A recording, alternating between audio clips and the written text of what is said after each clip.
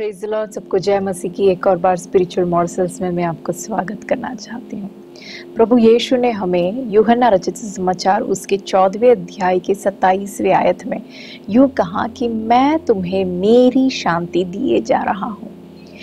वो शांति नहीं है जो संसार हमें देती है, लेकिन वो शांति है जो प्रभु यीशु हमें देता है। वो उसकी अपनी शांति, वो शांति जो उसने इस संसार में जब वो हमारे तरह एक मानव रूप लेकर जी रहा था, तो उसके जीवन की हर परिस्थिति में जो शांति उसने महसूस की, वो शांति वो हमें देता है। जब वो 12 साल का था, उसके माता पिता से अलग हो गया। उसके माता पिता वचन में लिखा है कि एक दिन का यात्रा करने के बाद उन्हें पता चला कि बच्चा हमारे साथ नहीं है, और फिर वो वापस यरूशलेम जाते हैं और 3 दिन के बाद उन्हें बच्चा मिलता है। माने मेरे को यूं लगता है, मैं ये मानती हूँ कि वो 1 दिन की दूरी गए और फिर वापस यरूशलेम 1 दिन की दूरी आए, और फिर वो ढूंढ रहे थे तो 3 दिन के बाद उनको बच्चा मिला। माने कुल मिलाकर कम से कम 5 दिन वो बच्चा माता पिता से अलग होकर रहा यरूशलेम के अंदर, मंदिर के अंदर। लेकिन वो घबराया नहीं, वो डरा नहीं। उसके अंदर जो शांति थी, वो शांति भाई और बहनों हमें भी चाहिए। जब हमारे जीवन में कई बार अकेलापन की अवस्था हमारे जीवन में आते, हमें ऐसे लगता है कोई हमारे साथ नहीं है, तो वो शांति जहाँ हम घबराए ना, हम डरे ना, लेकिन प्रभु यीशु की वही शांति हमारे जीवन में भी आना चाहिए। यूहन्ना बपतिस्मा दाता यीशु के बारे में यूं कहता है कि उसकी जूती का बंद खोलने के लिए मैं योग्य नहीं हूँ, लेकिन वही यूहन्ना के पास जब यीशु जाकर बपतिस्मा लेता है, तब यीशु के अंदर जो शांति थी, वो शांति भाई और बहनों हमें भी चाहिए। कई बार हमारे जीवन में कुछ लोगों के सामने हमें नम्र होना पड़ता है, कुछ लोगों के सामने हमें नम्र होकर अधीन रहने की ज़रूरत पड़ती है। उस समय हमारे अंदर प्रभु यीशु में जो शांति थी, वही शांति की ज़रूरत है। जब वो अपने चेलों को चुन रहा था, तो जब पवित्र आत्मा उसके अंदर डाल रहा था कि उसको चुनो, तो हो सकता है बाहरी रूप में देखे ये तो मछुआरा है, उसको चुनो, अरे ये तो चुंगी लेने वाला है। लेकिन प्रभु यीशु के अंदर जो शांति थी, वही शांति हमारे अंदर भी चाहिए भाइयों बहनों।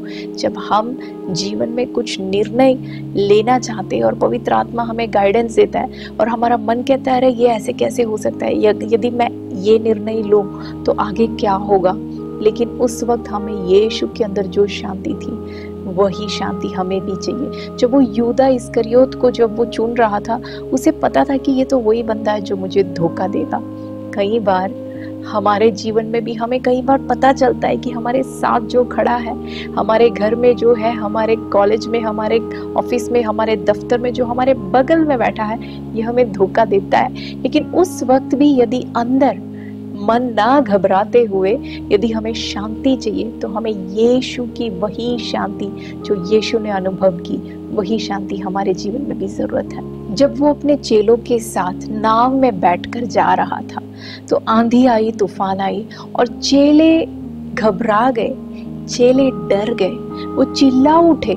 लेकिन उस समय वचन में लिखा है कि यीशु एक तकिया लेकर आराम से सो रहा था।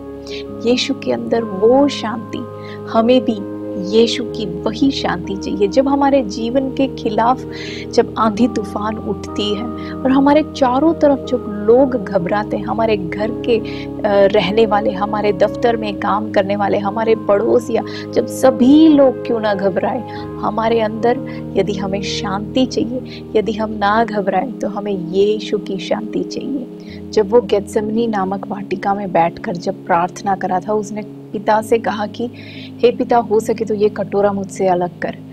लेकिन जब उसकी उस प्रार्थना का उत्तर नहीं मिला, उसके अंदर जो शांति था, वही शांति भाई और बहनों हमें भी हमारे जीवन में चाहिए। कई बार जब हमारे प्रार्थना का उत्तर हमें नहीं मिलता, तब हमारा दिल घबराए बिना यदि शांति पूर्वक रहना है, तो हमें संसार की शांति नहीं, लेकिन यीशु की वही शांति हमें चाहिए।